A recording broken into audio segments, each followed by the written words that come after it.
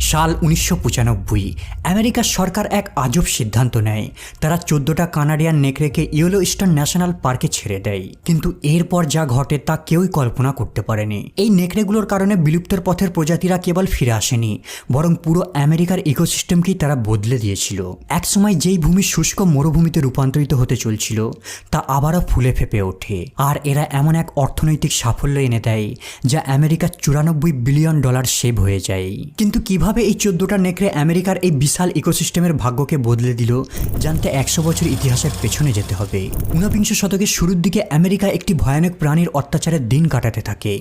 এই ডেঞ্জারাস প্রাণীটি ছিল নেকড়ের দল। এদের আচরণ ছিল খুবই আক্রমণাত্মক, আর এরা যে কোনো মুহূর্তে দল বেঁধে মানুষের উপর হামলা করে বসত। জনগণ মনে করেছিল এদের সংখ্যা এভাবে বাড়তে থাকলে একটা সময় বাইরে বেরোনোর দায় হয়ে পড়বে, তাই যত দ্রুত সম্ভব এদের হত্যা করে নির্মূল করে দিয়ে কল্যাণ হবে। সেই সময় নেকড়ের আক্রমণ এতটাই বেশি